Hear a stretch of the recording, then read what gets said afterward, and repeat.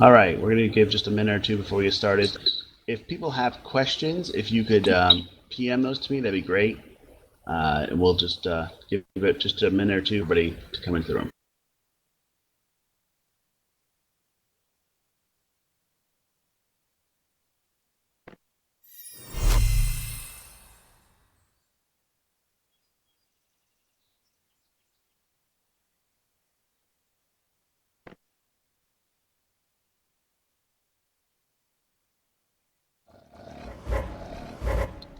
All right, just as a preemptive, while if anyone's missed it, the university is moving. The university will actually be at X51, which is east of Thornkeep. That's being done as we're looking at players moving to Thornkeep as the starter city, which hopefully will be sometime soon. So don't be surprised we're moving there. The other thing is, as a shameless plug, because it's our talk, we are doing a raffle. So you can actually hand in 100 mats, Tier 1 mats, and enter to win Tier 2. I'll leave a link for that. It's raffle.pathfinderuniversity.com. And Nactilius, who's in here and also in game, can help and pick up materials. Right now we have, I don't know, about 30 tickets sold, so it's actually pretty good odds to pick up some good stuff.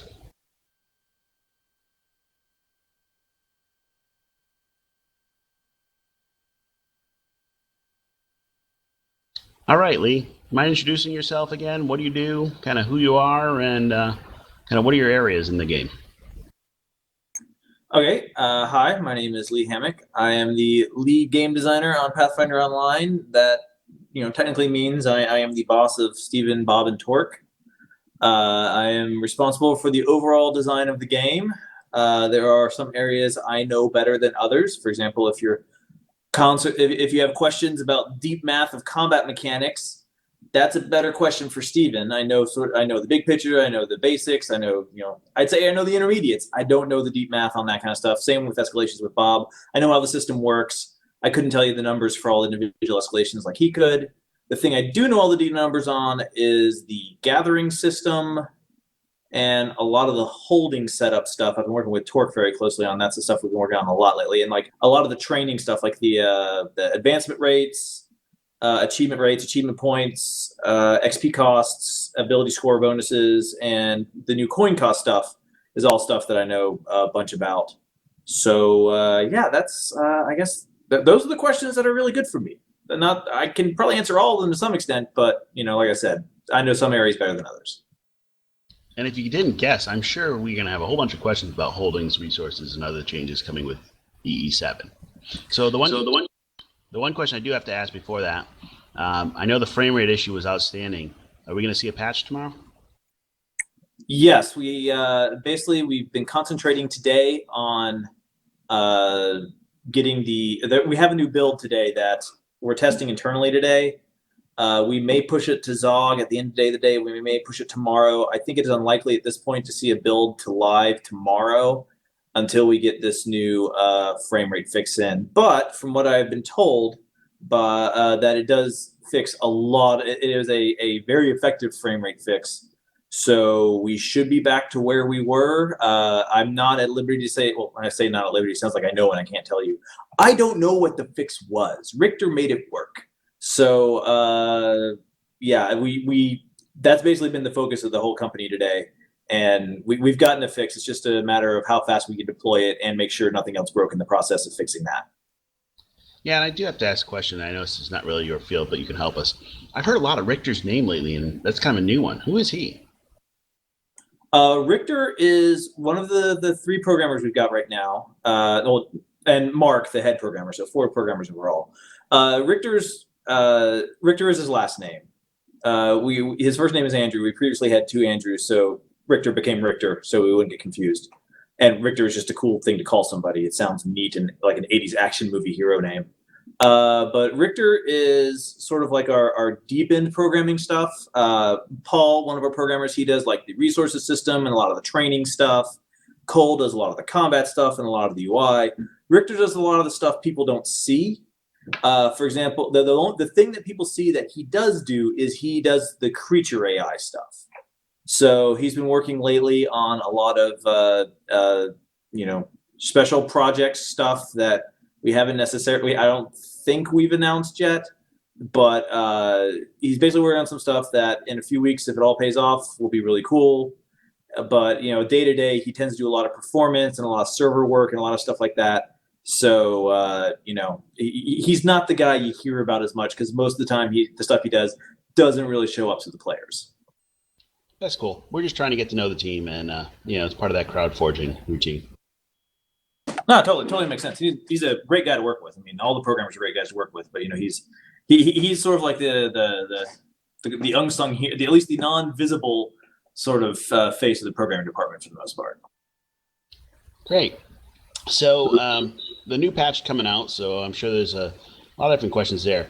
Let's start with resources, because you just put out some interesting math on that, on tier 1, tier 2, tier 3 resources, numbers by hex. Can you talk a little bit more about kind of how that all works? Because we've been having a lot of these issues about, you're going to cut back the resources and different things, and why. Just kind of your thought process. So to explain sort of like the resource system, what do a lot of these numbers mean? And the resource system is something I am more secretive, or I don't tell people a lot about the resource numbers like we do with the combat numbers. And because like, for example, you can go on the Google the Pathfinder wiki, Google Docs, and we've put all the feats in the game up there. We've put all the achievements up there. So we share a lot of information directly with players, but we don't do that with the resource ratings because we think that is information more fun to be found in play. So when I talk about numbers of the resource rating, I am always going to be at least a little bit obtuse. So the resource rating is based on the idea that every resource in the game has a value rating.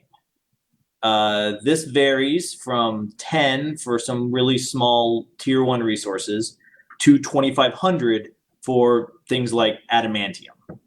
No, I'm sorry, 25,000. My bad. Off by a magnitude of 10. Any given hex, all the resources you can harvest if you harvested that hex down to 0 and none of it regenerated, each hex has a value of total resources in it. Like, for example, if you had 10,000 units of something that had a 10 value, that hex would have a value of 100,000 resources. In all hexes of a given type, NPC, wilderness, which also includes Badlands, and monster hexes, which also includes homeland hexes, have a total value they equate to within a very small margin of error. For NPC hexes, it's 165,000 value, which if you think about the average tier 1 resource has a value between 10 and 60. So if you assume an average of 30, there's about 5,000 things in an average NPC hex that can be harvested, spread out amongst 9 to 15 different types of resources. In wilderness hexes, which I'm actually elbow deep in as of 15 minutes ago, we were working some of the numbers. The current total resources in the wilderness hexes, once I get the work I'm doing right now done, will be 475,000. Then for monster hexes, it's 9,350. You mean 930,000? Oh, sorry. Yeah. Sorry. I tend to divide everything by 1,000 on the spreadsheet, so it's a little hard for me. It's easier for me to read. But yes, it's actually 9,350,000. 9,350,000? Yeah, that's right. 9,350,000. So the NPC hexes, as I said, 165,000. The wilderness hexes are a little less than 3 times more valuable than the NPC hexes, and the monster hexes are less than 20 times as valuable than a wilderness hex. But that's kind of where the math started. The math has gone many weird places since then. Let's see. So, like I said, each of these hexes has a certain number of resources in it. Most hexes have between 9 and 12. Some hexes get as high as 15. Monster hexes can have like 20 or more. I don't think any have as many as 30, but there are some monster hexes that have lots of resources in them. Every time you harvest, do you want me to go into the actual harvesting process math? Is that interesting at this point, or do people know that? Oh, come on, let's go deep on this. Okay, so every time you harvest a resource, we run a check based on your skill level to determine how many resources you get from the node. The minimum is 2, and basically it goes up in multiples of 2 up to 10, I believe. The chance is based on your skill total, and so the higher your skill, the more stuff you get, the higher chance you have of getting more stuff. Now, when you access the node, it basically checks all the tables and randomly determines, using the current values of all resources, what you should get. So if there's 2 resources on the list, each with the value of 1,000, you have a 50-50 chance of getting them. If there's one resource with 1,000, one resource with 500, you have a 66 chance of getting the one with 1,000 and a 33% chance of getting the one with 500. So it uses that to figure out what should be in the node, populates the node, and subtracts 1 for every resource of a given type spawned in the node. So if you get 5 iron out of a node, the iron rating in that hex just went down by 5, and all future access of that type of nodes that produce iron has a slightly less chance of producing iron. So over time, because of this, you will drain a hex of its resources, except every 15 minutes, there is a check run to see if resources should regenerate. The chance of regeneration for a given resource, it's run separately for each resource in a hex, is the current rating of the hex divided by the original rating. So if you harvested half the stuff in a hex, it'd have a 50% chance to regenerate. If you harvest just a few things, it's got like a 98% chance to regenerate, very high chance. So the more you harvest in a hex, the slower it will regenerate.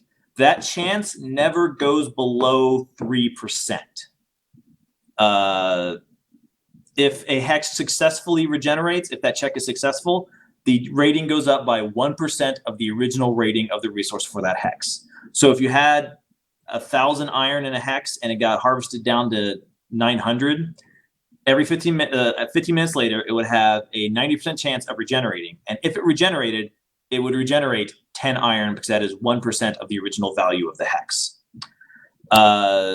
So the reason the resources got dropped down previously, I should say for E7, is the resource numbers were very, very high, such that you would have to harvest 200 or 300 resources out of a hex to see any resource change.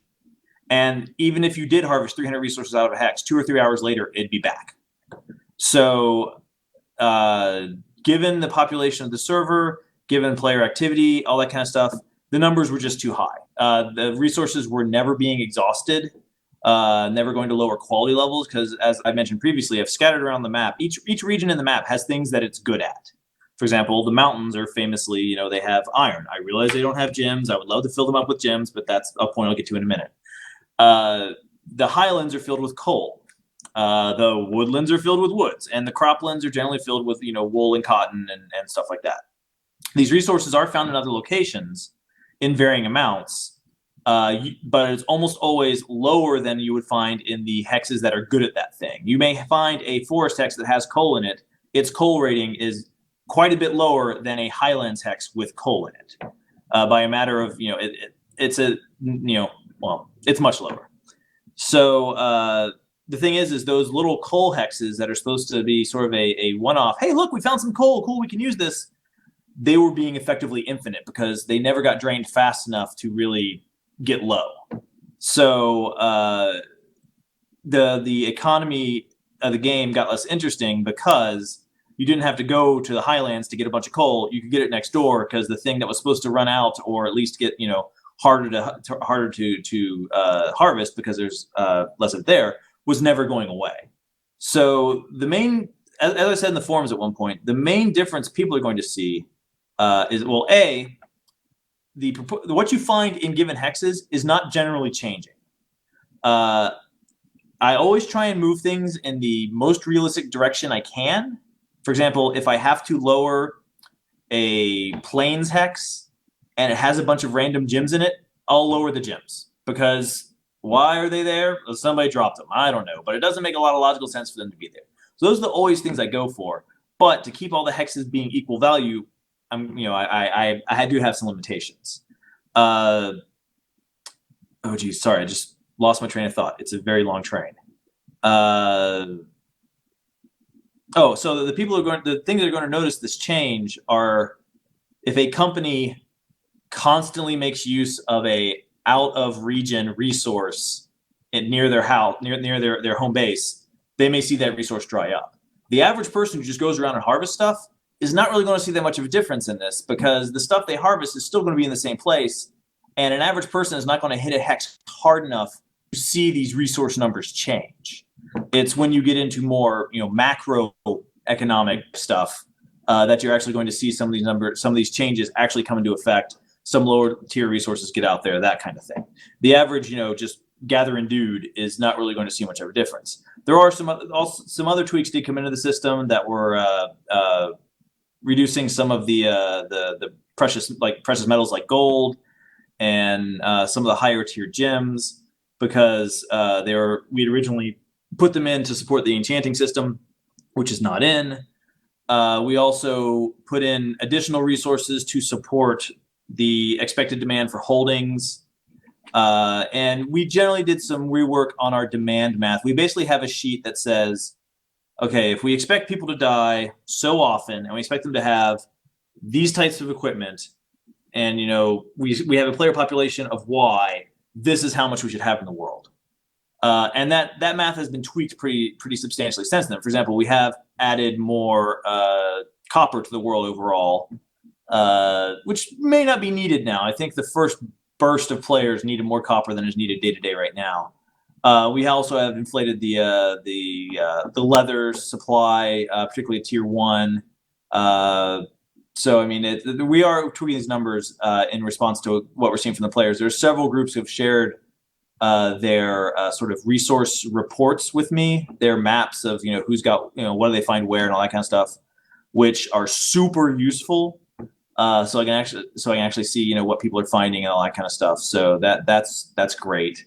But yeah, I mean that's really the big change in resources for the upcoming for EE7 is if you have a settlement that regularly hits a resource in a hex, you may drain that resource. The average person running around harvesting stuff is probably not going to notice that much of a difference.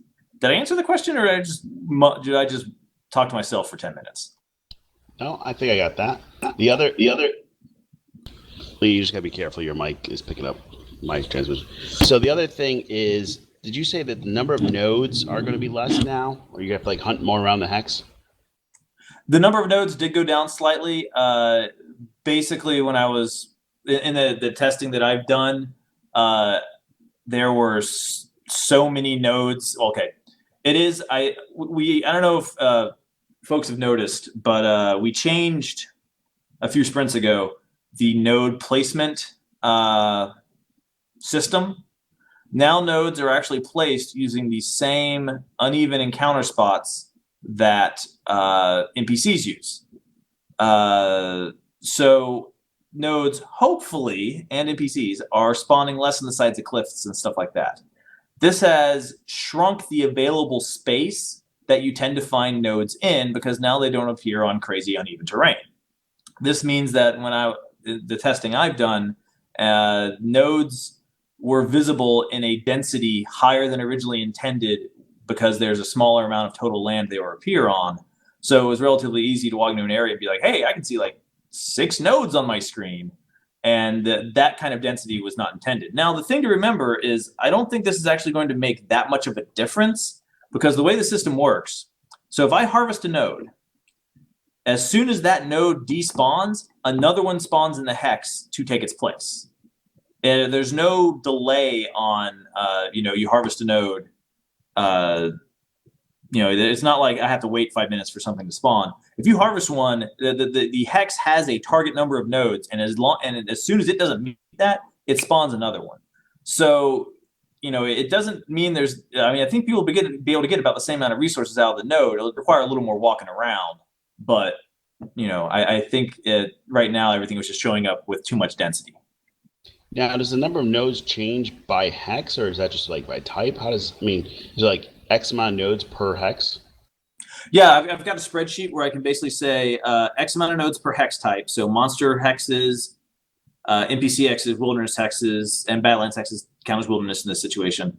Have a set number of hexes. I want to say it's 40 for NPC hexes. I think it's also 40 for wilderness, and I think it's 60 for monster. And then I have I can basically assign weights for each terrain type to say, okay, in a mountain hex, spawn mainly, mineral mining nodes, spawn a few dowser nodes and a very few plant nodes, and don't spawn any scavenging nodes. So I have, sort of like I can set the total number per type of hex, and then the different types that are spawned by terrain. But in theory, if I'm in one forest hex to the next forest hex, there's the same amount of nodes. Yes, exactly. They're the same amount of nodes. All right. And when you talk about NPC hexes, are you talking about all the patrolled roads in the future? Yes, right now on our end, all of the road hexes are basically treated as NPC hexes. The goal, so one of the things that we had in the original design doc that we have not put any time into was eventually the NPC hexes were supposed to be treated such that if you did a PvP, an unsanctioned PvP action in the NPC hexes, basically a agent of Pharasma would show up and beat the crap out of you. Because the idea was having more newbie protection in those areas and some protection for major traffic zones. The distance from the starter towns would sort of be a limiter on how fast this happens, how powerful the thing is. So yeah, the road hexes are not as safe as like the newbie hex next to Thornkeep, but there would be some amount of, a little more safety involved. None of that has come online. It's not on their schedule right now. I'm not even sure at this point we'll do it. It's something we've talked about. I'm not sure we're seeing enough new player abuse to need it. As our population grows, we may come to need it. So it's it's something in the hopper we could definitely look at. But right now, that aspect of it is as I said, it's not even on the horizon. The main thing those hexes do right now is they have they count as NPC hexes, so they have a lower resource value, and they're sort of intended to break the game up into neighborhoods, for lack of a better term, of provide sort of like geographic regions of everybody on the like you have sort of like the north end of the game separated by the hexes, and they also do break out. They follow along a lot of the geographic resource region lines too. Yeah, I just included a link to infomap.com. That way people can look at those triangles with a circle in them. And those cannot have holdings in them, correct? Correct. The NPC hexes cannot have holdings in them. There is no rule against non-contiguous holdings, so you can advance over them if you want to. But we basically wanted to provide effectively some fire breaks, in a sense, to overall settlement growth to try and limit growth in some ways. All right, we'll come back to the holdings thing in a minute. So the NPC hexes, if I'm reading this right, we actually farm in because it's a lot less resources. Yeah, I mean the NPC hexes never have tier 2 resources. They only have tier 1. So they're basically meant to be useful to new players. They have a very wide variety of resources compared to other hexes of their terrain type, but they don't have a lot of them. And as I said, it's only tier 1, so they're kind of useful for new players, but they're not designed to be useful for anybody aside from new players. So let's talk about tier 1 versus tier 2, because a lot of people have taken to not training their characters to tier 2 because they want the tier 1 resources. For example, I'm really looking for hemp right now. What are your thoughts there? I understand that. I mean, I think that will. I agree. It would be awesome if we had some capacity to set your gather so you don't want to gather tier 2. That would be cool. I think at this point I don't want to put the resources it would take to do that towards that. I think they would be better spent somewhere else. And I do think this is going to become less of a concern in the long term, because basically tier 2 is designed to be the tier at which you spend most of your time. I mean, after a few months, most characters are going to be tier 2, and sure, everybody needs tier 1 resources to some extent. But I think as the game goes along and more of the player population becomes tier 2, this will be less of a concern going on. But I mean, like I said, I like it. I wish we had the time and resources to do a thing where players could set what they were looking for. I think that would be really cool. But as it stands right now, we just don't have the resources to do it. Okay, and actually, I just need to do one clarification. I did get a PM somebody asking about why do we have to see the NPC hex out of the game map. The next map does include those hexes marked out, so that'll make life a whole lot easier. Yeah, actually, as a quick note, there is one set of NPC hexes that are actually not marked on the new map. The hexes around Marchmont are all NPC hexes. So that did not get marked on the map, but that is something to keep in mind. Those will be going away in the very near future, as you mentioned. We will be moving the starter town to Thornkeep, hopefully in EE8, and we probably won't remove those NPC hexes in EE8. We'll probably leave them around for EE9 for anybody who's still a starter character in Marchmont, but we are working on moving away from Marchmont. All of the other old starter towns, Kindleburn, Ossian's Crossing, and Rathglen, have had their NPC hexes shut down and reverted to normal hexes. So we are, right now the Marchmont ones are sort of like the only rogue ones not on the map, but those will be going away in the, not distant future. Are the cities going away or just the hexes? The cities will be going away too. That's more of a long-term plan because people have stuff in the banks. We want to give them a chance to get their stuff out, but probably in a few sprints, we will warn everybody ahead of time saying, okay, everybody, these settlements are going away, and if you have stuff in the bank, it's all getting moved to your bank in Thornkeep. And we want to give people plenty of warning, so if they want to pull the stuff out and do something else with it, that's fine. But we're basically going to, yank all the stuff and move everything to Thornkeep because we don't want to have, a bunch of NPC settlements out in the game. It's, counter to our purpose of focusing on, player settlements. And we basically have a plan for putting small camps. They're actually a lot like holdings around Thornkeep that'll become the new tutorial starting spot. You'll basically start in a little lumber camp outside of Thornkeep, which will be a bit smaller of a tutorial experience. One of the big problems we have with the tutorial as it exists right now in Marchmont is you're put in the middle of this big freaking town, and we don't have waypoints on our quests, which is on the list of stuff to get done. So it's a little bit overwhelming to be like, okay, go find the woodworking facility. Good luck with that. This is a big town. So we're trying to sort of condense the environment you have to navigate right off the bat, and then move you to Thornkeep, and then hopefully you'll move to Pathfinder University. So we're trying to basically, move that whole process over to Thornkeep and get Marchmont shut down, and then a few sprints after that, remove the buildings for Marchmont, Kindleburn, Rathglen, and Ossian's Crossing, and move all of that bank stuff to Thornkeep. So if I'm kind of pencil back of the napkin math here, kind of E11 or 12. Probably. We haven't put it. It's one of those things like we have talked about as we are doing this.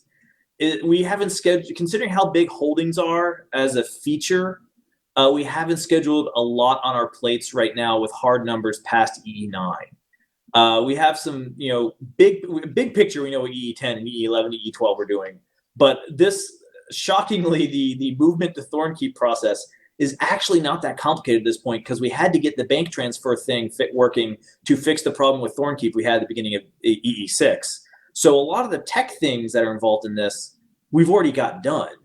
This is mainly a delay for player notification to some extent to make sure everybody's fully warned what's going to happen. And then, so I mean, it's one of the things we're definitely going to do in the near future. I would say, 11, 12 is a pretty good bet we'll get it done by then.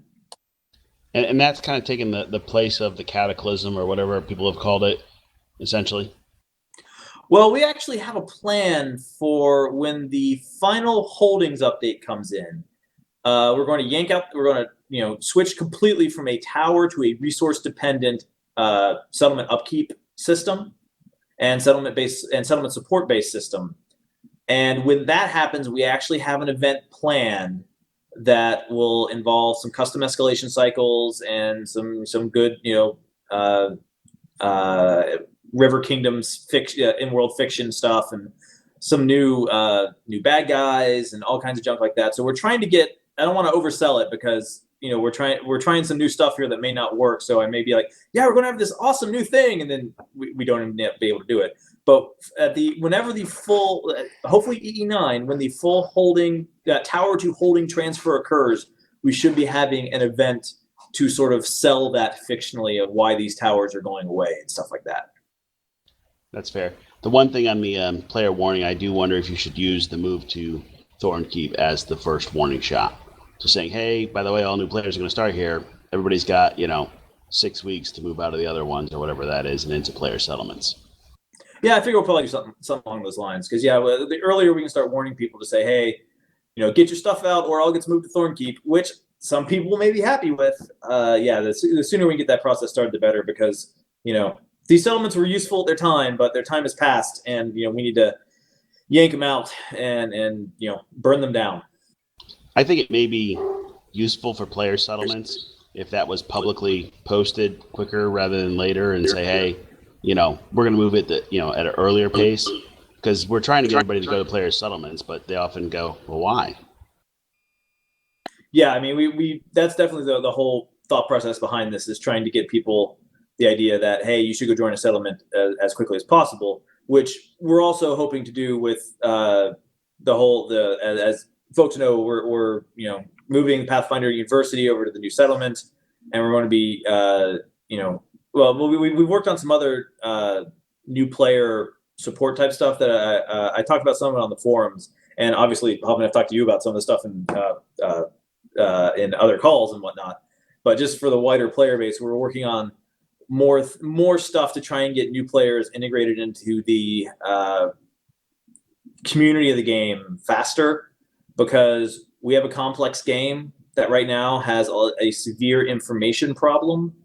We don't tell players all kinds of stuff that they need to know, and while we definitely need to work on that, the best short-term solution we have is getting the players who know things to help tell the players who don't know things. So we're really trying to sort of push that angle as a short and kind of a long-term fix for some of the information issues we have with the game right now. Yeah, and that's what you're talking about, is kind of the event calendar and things like that. The event calendar, the guide program, which we're still hashing out all the stuff. One of the things we're talking about doing, which Huffman talked to you about, is creating effectively a new player company that players can basically we're still working on the specifics, but we may set it up so there's a company they are a part of as soon as they come into games. They have sort of like a group of fellow newbies to talk to. So we've got various ideas we want to try and work with and figure out what's going on to try and better engage people in the community as quickly as possible. And I just want to be clear that that's a guide program with a separate company for new players, not, hey, they're automatically enrolling in PFU. Right. So actually, one more thing on gathering that I just wanted to go back to before we continue. Tier 1 and Tier 2, what's like the breakdown? Should we expect, half Tier 2 resources, half Tier 1? I mean, what? Can you give us a little idea on that math? Well, generally speaking, so obviously if you go to a NPC hex, you will get no Tier 2. If you go to a wilderness hex, on average, wilderness hexes get about 80% of their value from Tier 2 resources. Tier 2 resources are, on average, 5 times more valuable than Tier 1. So if you have a Tier 1 herb is worth X, a Tier 2 herb is worth 5X. So the overall amount of stuff in a hex, so if a hex has, for example, if a hex gets 80% of its resources from Tier 2, let's say it has, a value of I'm going to use just round numbers so I can do the math in my head. It has a value of 1,000 resources in the hex. 800 that would come from Tier 1, 200 that would come from Tier 2. But of that, the tier 2 stuff would be, the 800 would be compacted into 1/5 the total number of items. So the total number of items you get out of that are in a hex, tier 1 to tier 2, are about even, or there's maybe a little more tier 1. The rough thing would be like, if there's 16, there'd be 20 tier 1 to every 16 tier 2 approximately. So yeah, it's close to 1-to-1, but this does vary a lot per hex and per resource, because, for example, hopefully this isn't giving away too much math that Steven will kill me for. Generally speaking, herbs have a fairly low value because they are primarily used in things that are consumable. So there are some examples. There's some things that don't, like varnish is obviously not consumable, but a lot of the herbs are primarily used in grenades and potions and stuff like that. So herbs tend to have a fairly low value. Meanwhile, metal and wood, since they're used in more durable goods, tend to have a higher value, even though they are both tier 1. So this does vary. Like wilderness, mountain hexes tend to have a lower number of total items in them because they have so much, metal, which is a very valuable, durable good, and they don't have a lot of herbs. Sometimes they have a bunch of chemicals, which are also effectively like herbs. So it does vary from hex to hex, but yeah, I mean, generally speaking, it's in most wilderness hexes, it should be 20 tier 1 to 16 tier 2 items. So, okay. What happened to gushers? They're still coming? Gushers are still coming. Yeah, we definitely want to do gushers. It's just in the overall priority scheme of things, we put them below holdings. We rearranged a few releases ago. We kind of rearranged our priorities and tried to speed up holdings, because one of the things we thought was lacking in the game was the ability of players to actively affect the world they're in. It was the settlements were all pre-built. Once they chose their settlement type, they couldn't really do that much to customize the settlement. So people didn't have much control over their world. And in a sandbox game, that's not the best thing. So we decided, hey, let's concentrate on holdings as opposed to some other features, and try and get that system out and give people a chance to say, hey, look, I built that house, and hey, look, I built this thing over here, and this is our area because we built all this stuff, and give people more of a feeling of accomplishment and that kind of thing.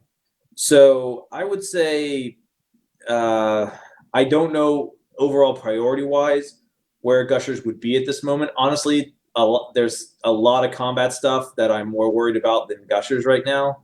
I'm not saying I don't like gushers, and I'm not saying we're not going to do them, and I'm not saying they're not cool and important, and they'd be a lot of fun. But right now, my concerns are more UI combat oriented than I guess resource gathering oriented in the grand scheme of things. Okay, and last thing on resources, did we get more hemp in this rollout? And I saw Tink had some questions about, can he get more than just copper in his mountains? I'm pretty sure there's more hemp coming. I would say if you're looking for hemp, croplands are where to go. But it is a bit thin on the ground, but I think there's some more of it coming. Yeah, I did look at the northern thorn crags, and they were more uniform than I intended. So one of the problems I have with this resource sheet is, and this is a problem with me, not the resource sheet, is it's a sheet for 811 hexes.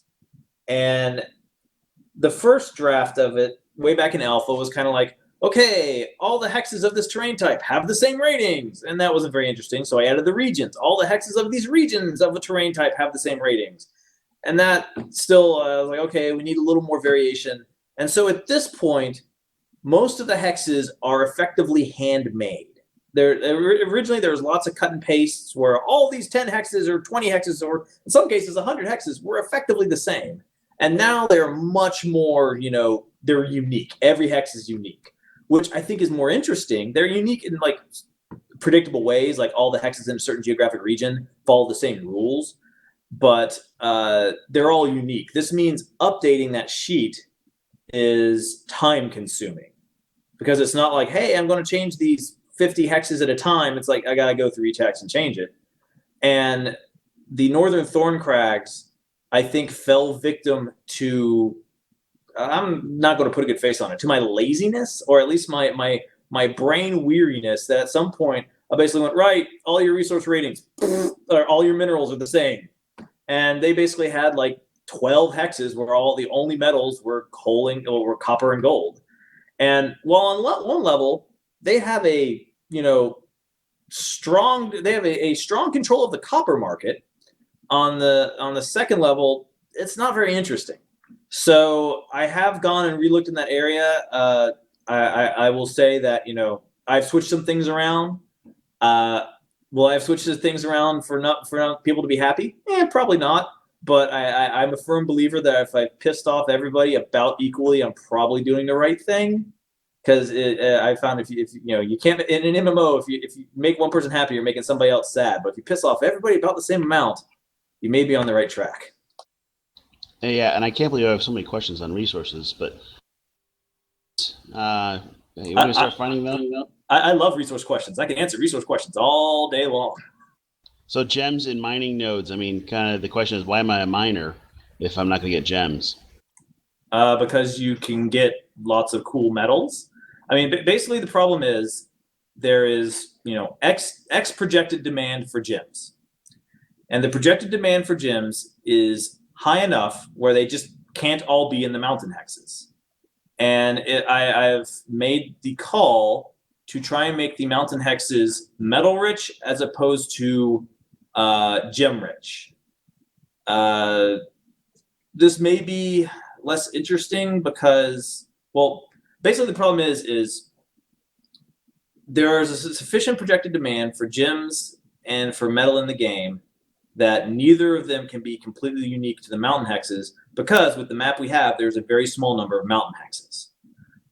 If tomorrow Mike Hines were to come in here and say we're expanding the map, and he managed to say that without having a heart attack, what direction do you want to go? I would say north, because there's more mountains to the north, and that is what this game needs right now, is more mountains. We have plenty of forest. Dear God, we do not need any more forest.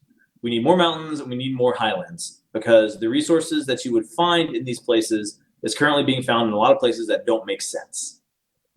So it's basically the problem of to keep all the hexes equally valuable and to make the mountains rich in metal, and they are the best source of silver. Iron, I think, is a little bit debatable, considering there's a lot you find in salvaging nodes. But definitely lodestone, especially once you get into tier 2. And gold. There is gold available in other hexes, but it's generally a very small amount.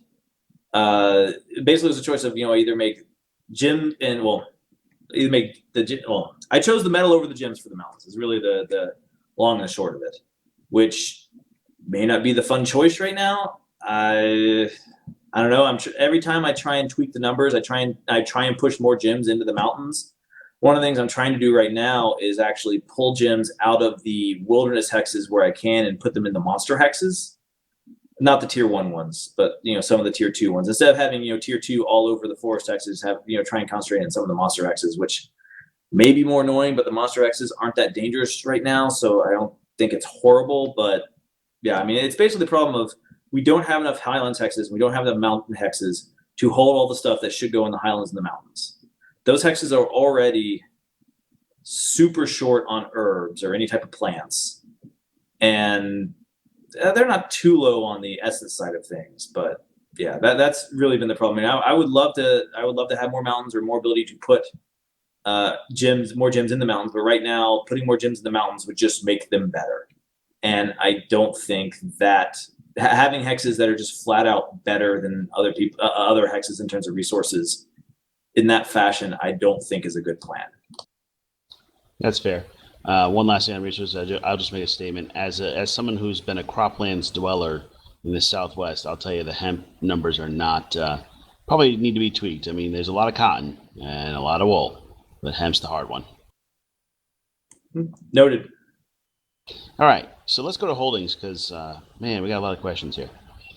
All right, so the holdings are coming out, and the first question is, of course, on bulk resources with the holdings. Is that coming? Is it not? If not, why should we even bother making them now?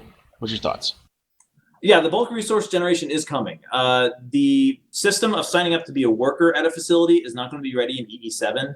we are basically so the long-term plan is players will be able to go to a holding their company controls and sign up to be a worker there, which will increase the effectiveness of that outpost based on how high certain skills are, depending on the outpost. So we don't have that yet. So every outpost for now is going to produce a static amount of resources. It is treated as having an effort of 400, which won't mean anything to you guys, but basically means it'll produce. I think an outpost produces like 20 bulk resources a day with the system with the way we've got set up right now, and that system will work. That system actually, as we were talking 10 minutes ago, I actually got a IM from Rob, our QA guy, who some of you might know as a Tester Prime, letting me know that indeed the bulk resources are all working just fine. So yes, the bulk resources for 7 will be coming in. They won't be effort based, but you will be able to gather them. And at the end of they won't be able to steal them right now either. They'll just automatically go to the company that's got the holding. At the end of the PvP window, the design for the eventual system is when the PvP window begins, these things spawn up. So if somebody wants to try and steal them, they can during the window. And if they are still there at the end of the PvP window, they're automatically schlepped back to the holding. So people don't have to feel like they have to clean out their outposts every day. But if they do go clean out their outposts, they're a little more secure in that people won't be able to steal their stuff out. But the generation of the bulk resources will be in for EE7. Okay, because I know I was on test server and others, and didn't seem to be working in the test server, but it's working now. Yeah, that's one of the bugs we got fixed. It was in the problem is they were actually being generated, but they weren't going to the holding. But that has gotten fixed now. All right, so if it's going to make 20 resources a day, what's the weight on that? Originally we had planned on this is actually a pretty long-ranging discussion we had in design. We originally planned on bulk resources having a weight of 50. But instead of producing 20 a day, these outposts would produce 2 a day.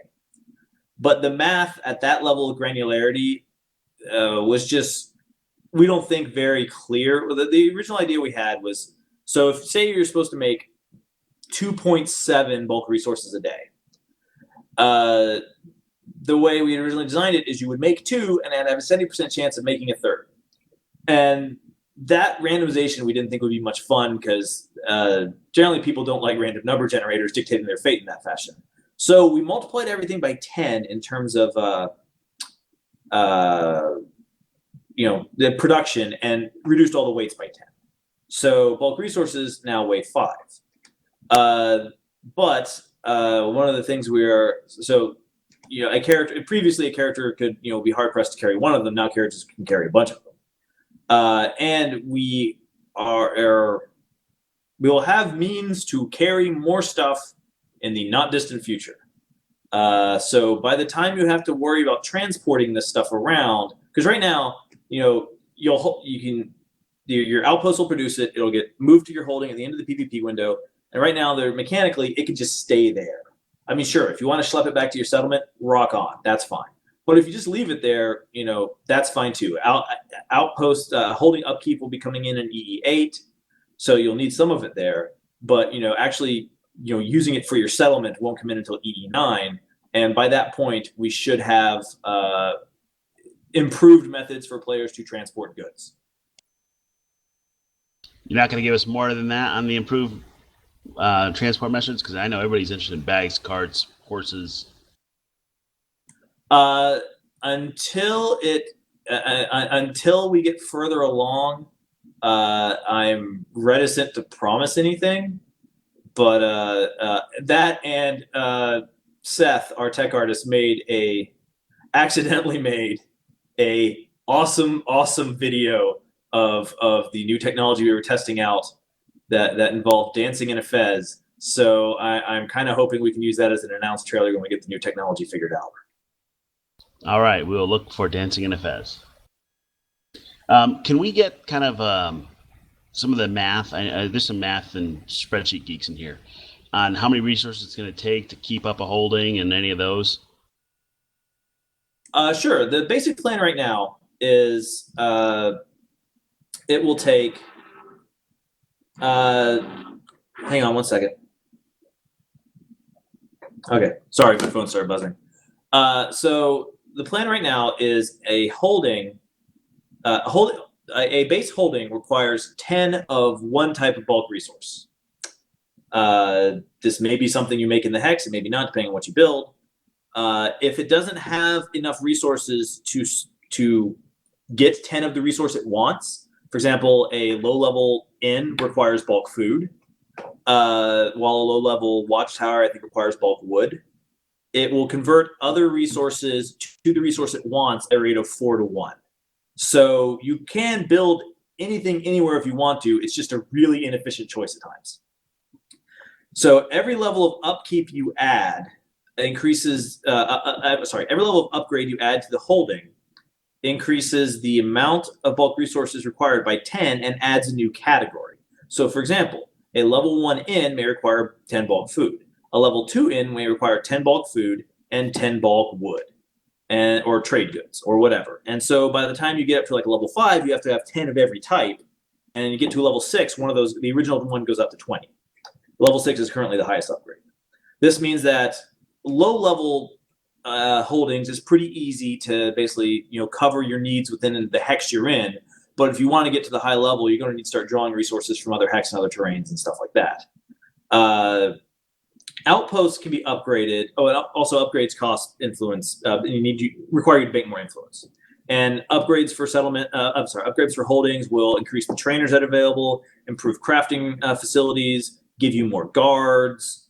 And we have eventually we're going to have some additional functionality for some of these things. Like we want to have, if you have an inn, it costs more influence to feud your company, stuff like that. Like, weird sort of fiddly bits on a lot of these. Like if you have a watchtower, it makes it cheaper to feud other companies. So none of that is in. None of that is part of the plan right now. Right now, we're just trying to get the refining trainer guard sort of thing set up, crafting. So like I said, right now, if you have 2 outposts in a hex, each one of them will produce 20 resources if they are in a hex that is appropriate to what they do. So, for example, if you build a lumber mill in a forest hex that is a max rating, should back up a little bit. Every hex in the game has bulk resource ratings. These are kind of parallel to the normal resource ratings we've had for a while, except these don't go down ever. They're static. The bulk resources of a hex are determined by 50% by the I think it's 50%. I have to check my math, see if it might be 66%, but at least half, possibly a bit more, of the ratings of the hex are determined by the type of hex it is. For example, if you have a forest hex, it's going to have a bunch of points in wood and game and I think stone. Stone is not very good at, but wood it's great at. Game it's okay at. Stone it's bad at. The other half, or slightly less, of the rating of the hex comes from the hexes that are around it. So if you have a hex that is a forest hex surrounded by forest hexes, it'll produce more stuff than a forest hex surrounded by mountain hexes. But the thing is, the forest hex surrounded by mountain hexes could produce, you could build a mine there and it wouldn't, it'd be much more effective than, say, a mine built in a normal forest hex. So if you build, and holdings produce different resources based on the type of holding. A lumber mill produces wood based on the bulk wood, the wood rating of the hex. A ranch produces 25% food, 75% bulk food, 25% bulk food, 75% trade goods based on the herds rating of the hex. So you could go and want to kind of finesse what you're doing with your holdings to figure out, okay, the ratings in this hex are X, Y, or Z. This is what we want to build here to get both the most efficient, most efficient product, but at the same time produce what we actually want. So, for example, if you have a forest hex, you can say, okay, this has got a really high wood rating. We can build a lumber mill, or it's got a decent game rating. We can build a hunting lodge, which produces bulk food and bulk and trade goods. But each of those supplies will be about half to 40% of the wood we would get from the lumber mill, how do we want to do this? So if you build two outposts of the same type in a hex that is awesome at the thing you want to do, those holdings do. If you build a lumber mill in a hex that is surrounded by forest hexes, you will get 20 bulk wood from each of those holdings. So you'll produce 40 per day, and a level 1 holding only will consume 10 of them. Or if you build a holding that doesn't use wood, it'll consume all of them to basically convert to another resource type. So if you are in hexes that are less good, it'll produce less stuff. But eventually, when we get the whole effort system in, you'll be able to stack on additional workers and all that kind of stuff. So you'll be able to power through effectively if you're not in a totally awesome hex. And the first version of the EE7 version of holdings don't actually have upkeep. So you guys won't have to worry about upkeep until EE8. Now, in EE9, what we want to do is switch over. We're going to take the towers out, and settlement support level and training level is now going to be determined by resources. What we want to do is have a option where the players who are the leaders of the settlement, who have the special permission, can basically go into an interface where they can select the desired level, the desired support/training level for the settlement, and it'll tell them this will take X many resources of every type every day you're at the support level. So they can basically say, okay, we have an income of 200 of each type. If we spend that on support, we can get X level of support, as opposed to just relying on the towers. So people can start working on trading with each other or buying and selling or whatever to try and get their support levels up. And they'll have to manage what type of outposts they're building to try and get the resources they need. This sort of thing. Okay, we're 100 short on the trade goods we need. Do we go build a bunch of hunting lodges, or do we build a bunch of lumber mills, get a lot more than 100 wood, but then have to trade it to somebody else for the trade goods we ultimately need? So yeah, hopefully that was sort of an overview of the system. Are there specific questions inside of that? Oh, I got a whole bunch. Are you okay staying around and answer questions? Yeah, I'm fine. All right. So are we going to get an Excel sheet somewhere that has this, like kind of which one uses what and how much they produce and all of that? The production, until we have the final formula for the production, I'm a little reticent to share that because I'm not. It is going to get tweaked most likely. You mean like what holding, what outpost produces what resources? Yeah, I mean, I've that's been posted in some discussions and blogs, but assuming we don't break the Google Docs limit on spreadsheets like we did previously, we could add a page to the PFO, the online spreadsheets that Neomon runs and stuff like that, and get that. Or we can start another one that's just holdings focused. But yeah, the information of what holdings do what and what their upkeep and stuff like that is, sure, I have no problem. That is totally public information. Sorry, go ahead. So yeah, I'm not only talking about what do they produce, but like you were just talking about inns use food and goods, that type of stuff. And the other question was kind of what does a plus 1, 2, 3 building get you? So yeah, what they consume, what they need, we're definitely going to share. It's just right now we have that planned out, but since the upkeep is what we're working on actually right now, and once we get that system working, and I can basically, it's one of those things like as soon as I have the system working and the numbers are all in, I will totally put it up on the spreadsheet. It's just right now, any numbers I put up would quite possibly change. So because right now we don't have the upkeep system working, so it's one of those things working on right now. But until we actually get it working, I'd be reticent to share those numbers just because they may change. I realize some people are going to be building stuff in the near future, so they may be worried about that. Crap. Yeah, and that's exactly where we're at. Yeah, I will. Okay, so no one can upgrade. So I'll see if I can get the first level stuff at least put together. With the caveat that it all may change. But I don't. I can give you as reasonable guess as I can make right now as to what the first level of upkeep stuff will be right now. Yeah, I can give you the best guess that I've got, but with the understanding that it's effectively a guess.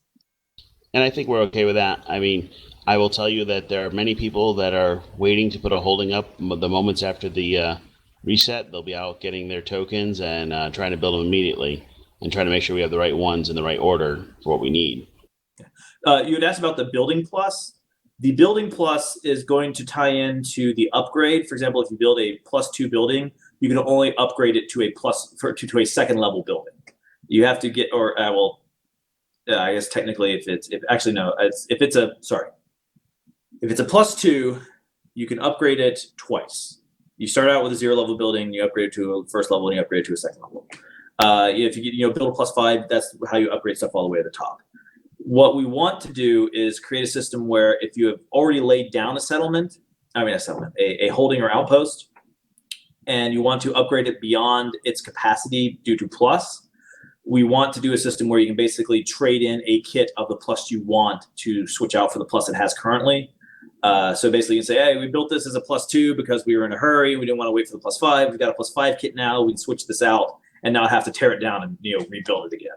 Because we want to do that because we realize no one would build anything other than +5s if you can't switch them out, and that's really annoying. Okay, that does change the plans because a lot of people are planning on building, myself included, building +3 buildings, figuring that would, the upgrade may or may not be there. But you're feeling pretty comfortable that we'll have some way to kind of trade in a +0 and make it into a +3 or 5. Yeah, that might not come on. Well, okay. Upgrades are not going to be available till EE8 at the earliest. And that aspect of trading in may not be available till EE9. But I don't think anyone's going to need a, +5 thing before then anyway necessarily. But, yeah, we definitely want to do where players can trade in something to, upgrade their structure. Because, yeah, otherwise everybody waits until you get a +5 and no one builds the lower pluses. And why do we even have those pluses? So, yeah, we definitely want to do the system where you can trade stuff out. All right, so what do I get for having a +2 building that's upgraded? So I get that a +2 lets me upgrade it twice. But does that upgrade give me more resources? Because you said it spends more. Well, okay, it depends on what you're upgrading. If you're upgrading an outpost, it produces more resources. Right now, it's like I want to say it's like a 20% increase per upgrade. So it's a decent amount more stuff. And outposts don't have upkeep. They just cost. You just have to bank the influence.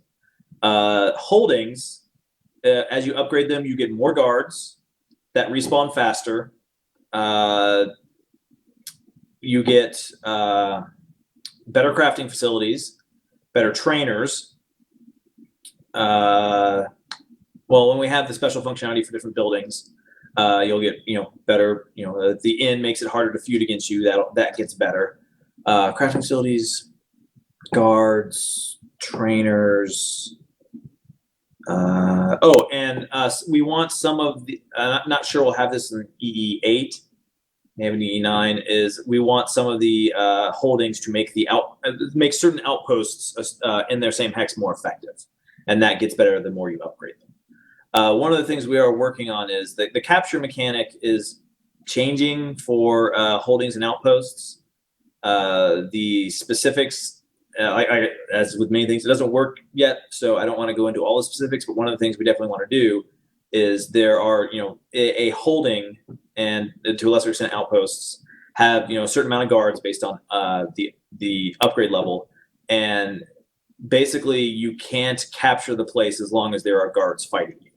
So having more guards not only means, hey, you may kill the guys who are trying to take your place, but it basically increases the amount of time you have to mount a defense of your structure if somebody tries to take it from you. Okay, in both holdings and outposts, right now the pluses are only allowing you to upgrade.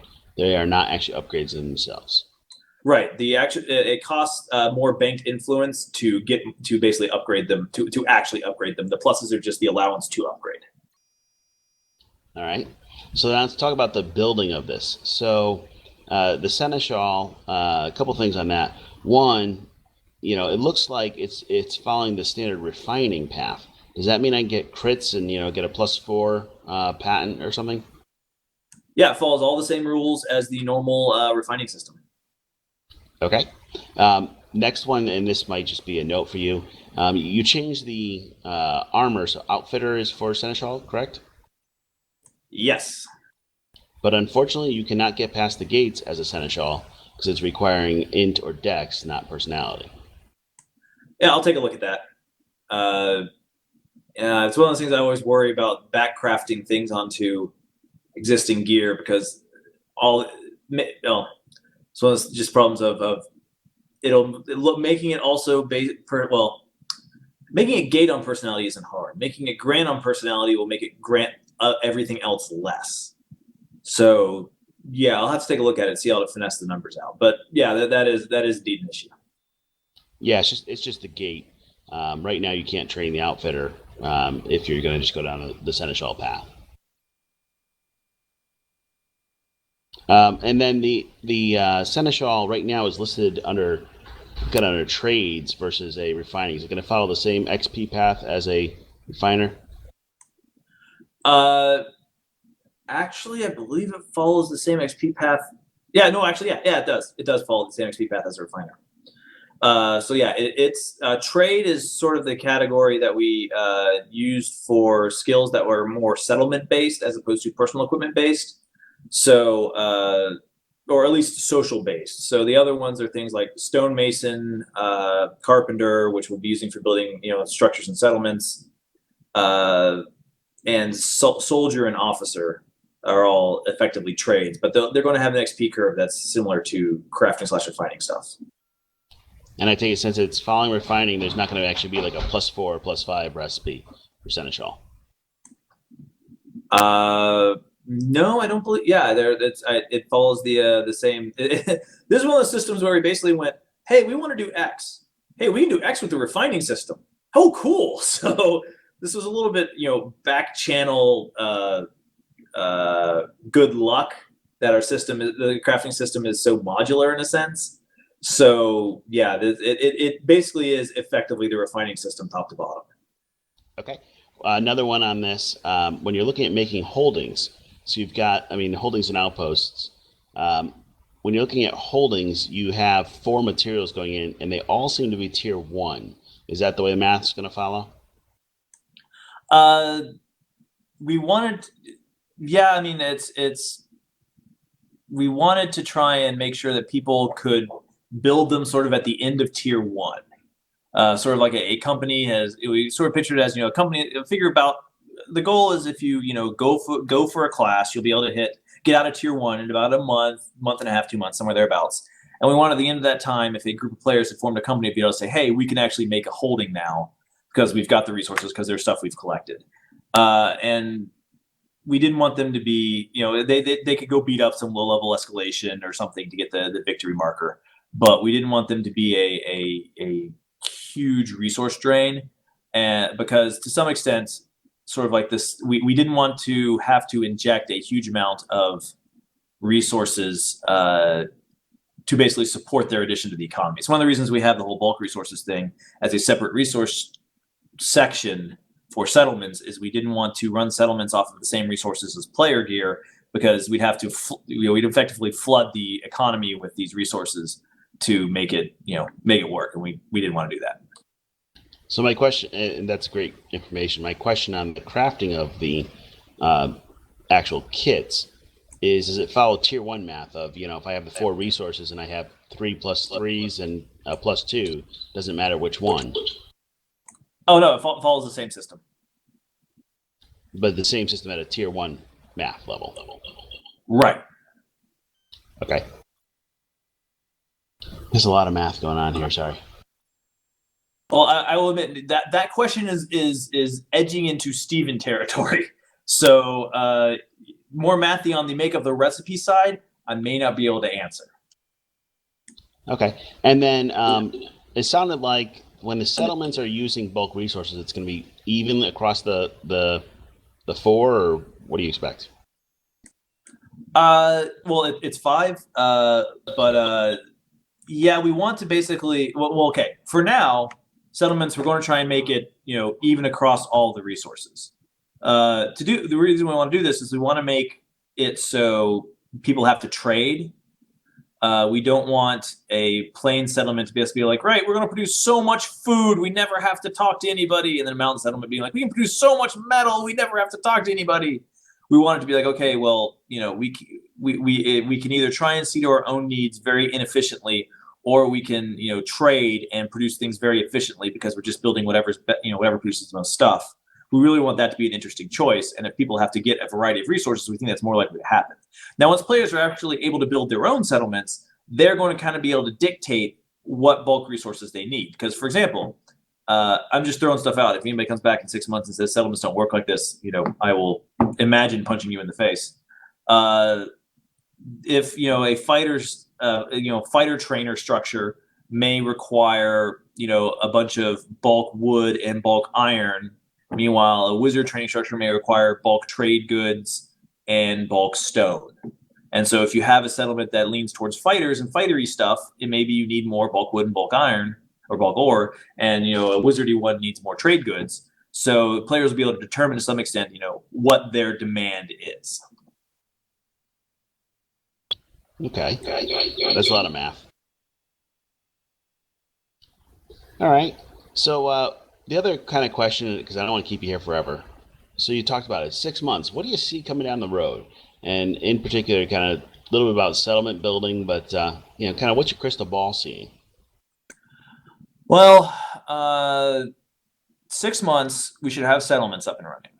Okay, 6 months would make 3 weeks per sprint. 6 months is 24, so 8. So that would be EE16 we'd be working on. So at that point, player settlement should be in.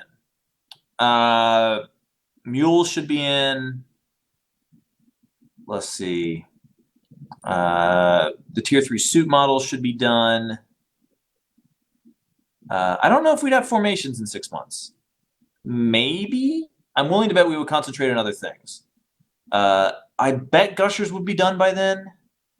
I mean, basically right now we're the big thing we got right now on our plate is holdings, and a lot of the stuff that we need for settlements we're actually getting done through building the holdings.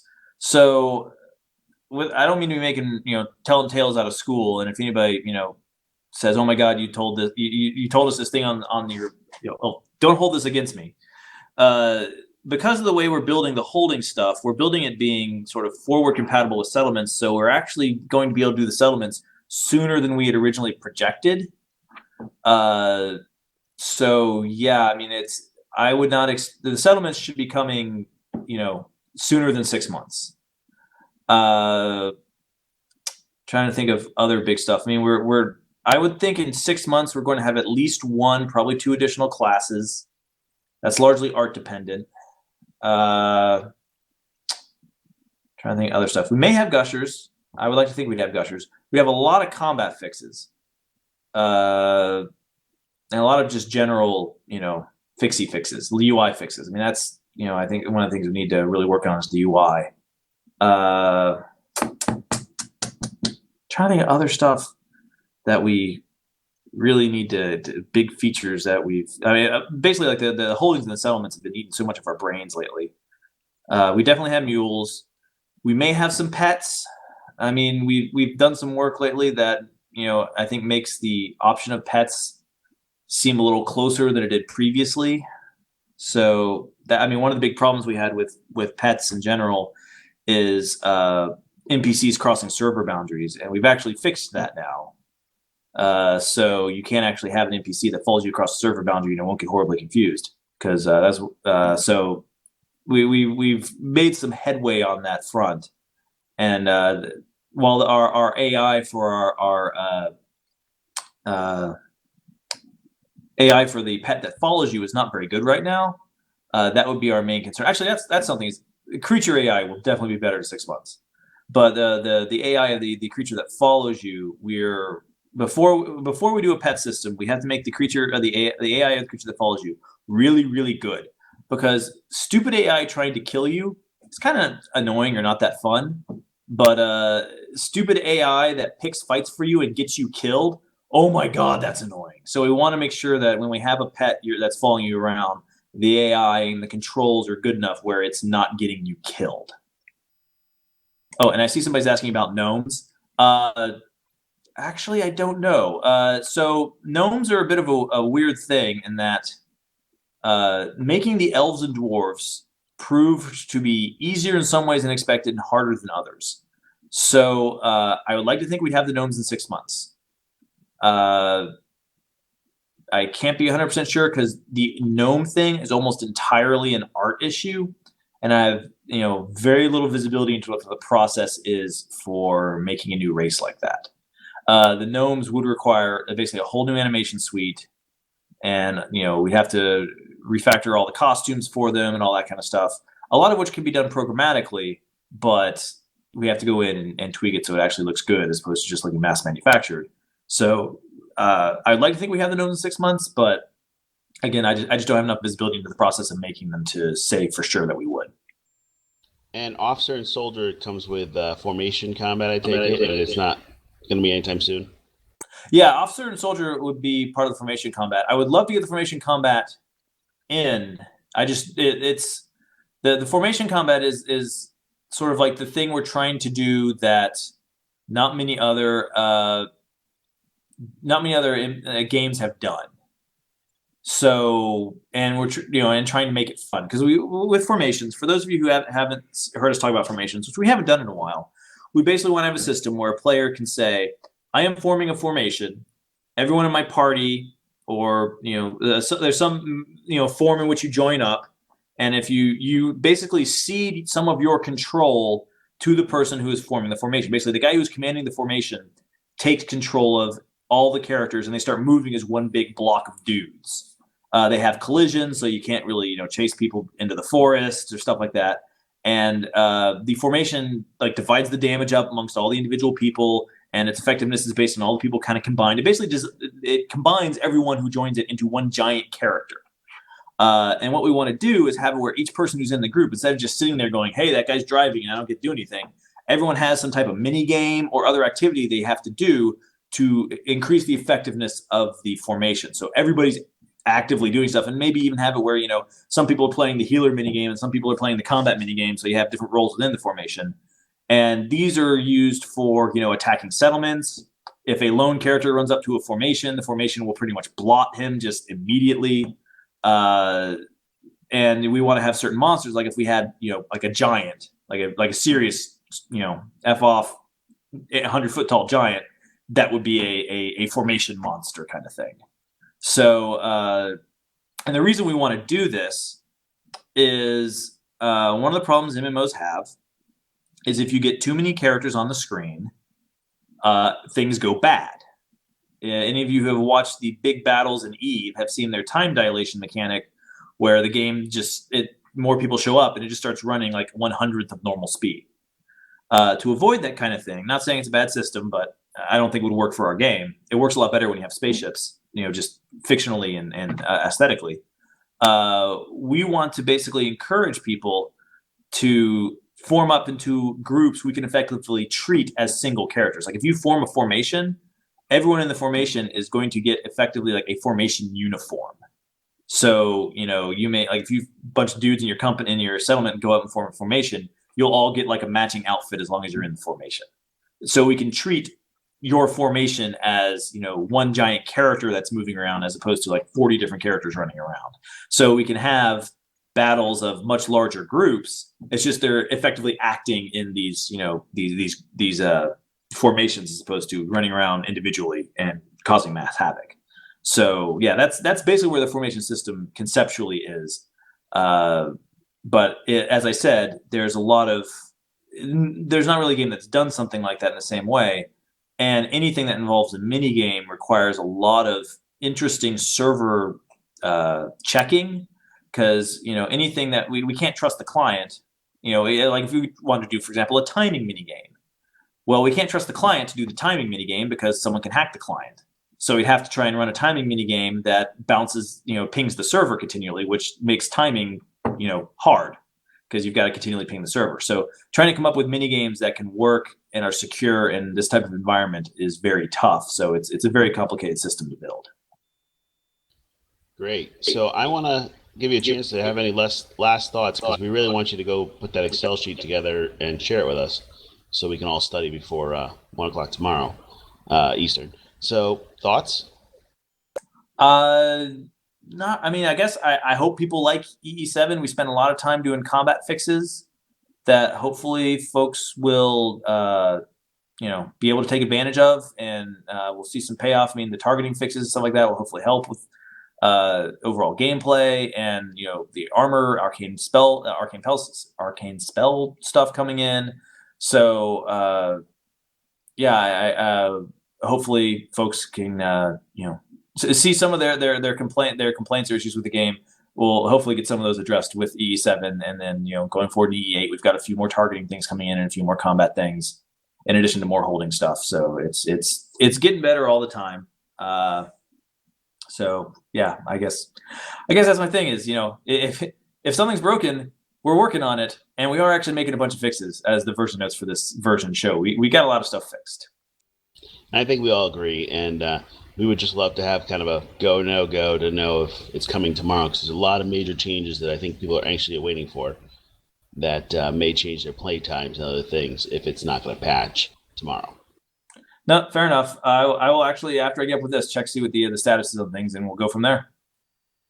Great. And now if you want to stick around and answer a couple more questions from the group, that's fine, but I'm going to end the formal class at this point. Just a shameless plug again. Hey, we got a raffle going on, so 100 Tier 1 mats, and you can win a 2. It's at raffle.pathfinderuniversity.com. And we will announce the Keepside Chat for next week in a couple days. We're just trying to confirm who that's going to be. Yeah, can't be Steven. He's on vacation. No, there was another name thrown out, but I don't want to, just as you don't want to confirm until you have it. Same thing. Fair enough. Any questions? Yep. By the way, Fanus, that may or may not be what I'm trying to do. I have a question, if you have a second. When I know it's going to be a while until we can destroy other people's holdings, but will there be a way for us to remove our own that we put down? Like if we put one down and decide, I really don't want this here, will we be able to knock it down and then replace it with something else? Yeah, totally. That should actually be available in EE8. Actually, it might actually. I think. Okay, I think we've. If I remember correctly, we're going to have sort of a parallel management in the first draft for EE7. EE7, I think it's going to be very parallel to the small holding mechanics, and that there will be a toolkit you can click on if you control it if you want to break the thing down. Eventually, we're going to have a whole management interface of saying upgrade, downgrade, dismantle, that kind of thing. So yeah, you'll totally be able to take them apart and build something else there if you want to. Awesome. Thank you. Yeah, in the test server right now, you can definitely break down the outposts, but I've not seen holdings being broke down yet. But there is like a toolkit, like you said, just at the side of every single building. So. Yep, and I see there's a question from Zool. Are there any plans for changing AoE group mechanics where you do not lose rep for accidentally hitting teammates? We've talked about that. We didn't. So we've talked about doing a blanket remove on party members not causing rep hits, but that becomes a really weird griefing thing of, hey, I invite this person to my team and then I murder them. And so I'd worry that would create a strong negative force on grouping, and that you don't group with people you don't know because they can murder you for free. So we're talking about different options, maybe having something where you could, if everybody in the group agrees, you can remove, rep penalties or something like that. So we are talking about different options for that. We just don't want to do a blanket, no rep loss for people in your group. I think we need to do something a little more nuanced than that. And Guildenstern, players who are in the formation have an active role or just leader? No, everybody playing the minigame. The leader just drives the thing around and activates attacks. The specific thing from the minigame is we want to make sure everybody's got something to do. And can the soldier role be made available so we can use the role while gaining ranks to make ability gates? I'm always torn on that just because I don't want to sell people stuff that, before it works. I mean, we did it with the Seneschal. We've had this chat a couple times. And the players seem to be of the thought of just doing it. Well, I don't know. I mean, the soldier role is originally supposed to be strength based. So I'm just do people really need a strength gate addition? I mean, I haven't seen strength as being something people have generally had a problem raising.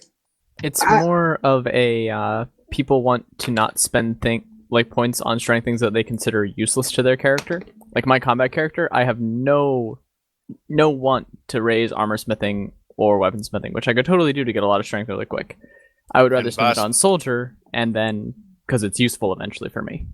And vice versa, the armor smiths have no reason to spend XP in anything else. So that, yeah, I haven't heard of one player that has said they don't want extra things that are useful to them to spend. So I wouldn't worry about it, Lee, about as far as putting in something that's not usable. Well, at least for the armor smiths, you guys should be a little better off in E7 because we've got the features in for experts. So you guys have a new selection of stuff, at least a new feature UI that'll give you strength bonuses and bonuses to your armor smith skills and stuff like that. So, I mean, I don't know. It's not the experienced players I'm necessarily worried about. Putting a tag on it says not yet implemented. That definitely handles part of the problem. But I mean, my concern is like a perfect example of this is we originally had a skill called architect, and we completely got rid of that skill because we didn't have a place. It turns out we didn't really need it. Engineer needed some love, and so we put a lot of the stuff that we would have put in architect in engineer. And if I had sold somebody architect, then we'd have to do a whole mess of customer service, song and dance numbers to try and get people back XP or something like that to let people because people had bought a skill that had been gated out of existence. Now I think soldiers, it's unlikely for this to happen with soldier, but still possible. So it just I don't know what we're saying. I get what you guys are saying that people really want the strength gates. I'm just worried about selling people something that doesn't pan out effectively. I have a quick question about training that's currently in the test server versus what you posted in the blog. We went and made all the holdings that are available to be made, and some of the holdings have like an in trainer or a quarry trainer, but they don't have any actual training attached to them. Are those trainers supposed to be the ones that will give you like geography and mining? Yeah, if they don't have any training attached to them, that is a bug. That is a problem. Okay. Well, right now at the moment, there's a Tanner, and he has all the training. Mm-hmm. But some of them have two trainers, like the Inn. It has an expert and an in trainer. The in trainer doesn't have anything on it. Interesting. Okay, the in trainer.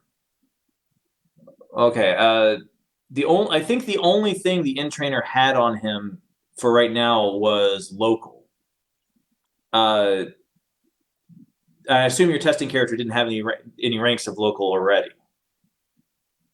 No. Okay. It was a clear character. That is problematic. Yeah, the in trainer, all the ones that have a specific name, if they're named after the holding they're at, they have a specific set of skills that does not exist on any other trainer. So I had to create new trainer types to support them, basically. Okay. None of them have any training at all. Okay, that's unfortunate. The other question I had was about the watchtower. If it had gotten fixed. Yeah, that's gotten fixed. Okay, cool. Because it was just spent so much time and effort to get that watchtower, Hoffman and I, and it came with the trade post. Yeah, no, we for some reason that one got missed when we were building out the prefabs for him, and that one got fixed. Okay, and the last question I had was the Manor and the Hermitage both had internal errors when trying to place them. Will those be in 7 or are those later on? Those are later on. We don't have the models built for them for 7. Okay, cool. And I guess my final question here is something that has come up a few times about the graphics of the actual models.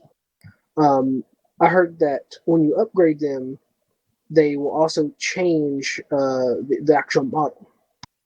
And I was just wondering how many different versions of each of the buildings that you had based on upgrades, like 2 or 3, or does it change all the way up to +5 or 5 upgrades rather? Actually, I believe there are 3. I believe +0, +1 share the same one, +2 and +3, and then +4 and +5. I think that's the way it's broken out for sharing their visuals. Okay, cool. Thank you. Looking back through the text, forgive option after you hit, much like forgive. Actually, that is the forgive option is something we've definitely talked about doing. Yeah, I really do want to do that because that would solve some of our problems. We don't have it on a schedule yet, but that we definitely want to do that because that's specifically that's social gameplay right there, is apologizing to people. Okay, people talking about the gates and wasting XP, which I sympathize with. Okay, a question or the suggestion. Oh, the Guildenstern, who I'm assuming was dead, is suggesting that we destroy the starter towns with siege mechanics, test them out. We'll make it that shot. I mean, that would I would be cool with that. I'm generally cool with people blowing stuff up. It's just the siege mechanics are okay. The siege mechanics are several months out, and I'd rather destroy the starter towns before that. But I would love to build some NPC towns and let people blow them up with the siege engines and learn what's going on. I think that would be really cool. Generally speaking, if it involves blowing stuff up, or burning stuff down, I'm generally down with that plan. When I was on Elder Scrolls Online, my content team that I was in charge of was known as Team Why Isn't This on Fire? Because every objective we did involved lighting things on fire. So generally speaking, I'm a big fan of lighting things on fire and watching them burn down.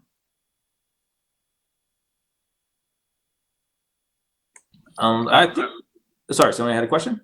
No, Lee, I was going to let you go get that Excel sheet for us and check on EE7 if you want to sneak out. Cool. Sounds good. Thanks, guys. I'm sure somebody equally, if not more interesting, will talk to you guys next week. Thanks. And if anyone wants to stick around, the after chat's usually fun. Make yourself at home. Later, guys. Have a good one, Lee.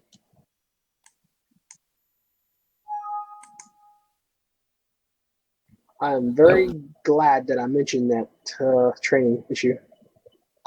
Yeah, that was really informative. There was a lot of stuff in there that I thought I had a clue on, and then I went, huh. F your spreadsheets.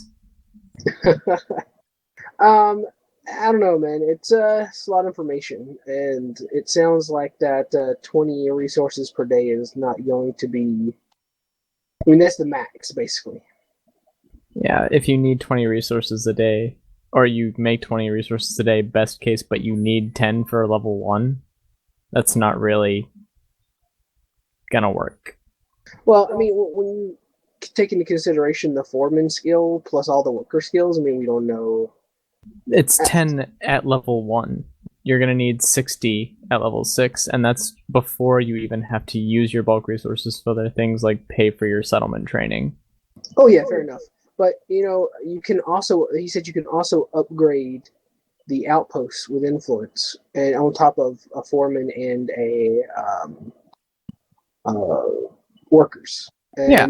I believe in one of the outposts they said, or not one of the outposts, rather one of the blogs, that they said that basically with a decent foreman and workers, you can basically double your production just from that. We'll see if they manage to implement it correctly or not. I hope they do, but we'll see.